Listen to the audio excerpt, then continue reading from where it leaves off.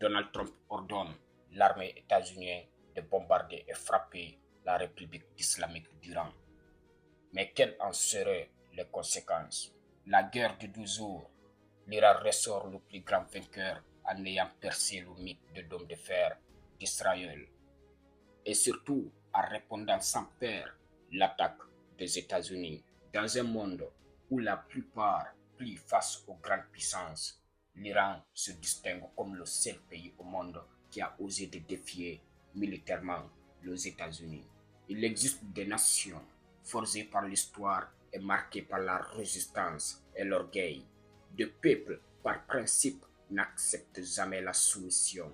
Les gars, tenez-vous bien, l'Iran a une grande armée qui peut se défendre et d'attaquer des grandes puissances.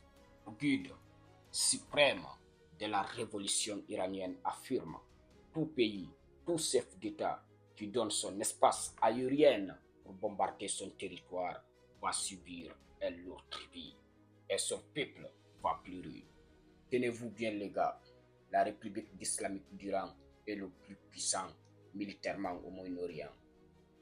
Donald Trump, c'est une personne qui aime trop le succès. Il veut encore le Groenland. Mais quelles en seraient les conséquences de la riposte des États européens? Les États européens ne laisseront pas le Groenland tomber. Ils vont riposter avec une force vigoureuse de haute intensité. En Afrique, les jours à venir, l'Afrique, le peuple noir, sera recolonisé. Parce que pendant que les autres peuples fabriquent des armes pour se défendre, nous sommes à la prière, nous sommes en train de prier. Pendant que les autres nations fabriquent des armes pour se défendre, pendant que les autres nations vivent dans le monde réel. Mais quand tu essayes d'éveiller leur conscience, on te parle de la malédiction et de la bénédiction. Il est temps pour les enfants d'Afrique. Il faut qu'on arrête de prier. Il est temps pour les enfants d'Afrique d'arrêter de prier.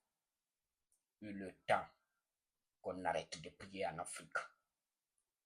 Il est temps pour les enfants d'Afrique de comprendre que nous devons nous réveiller.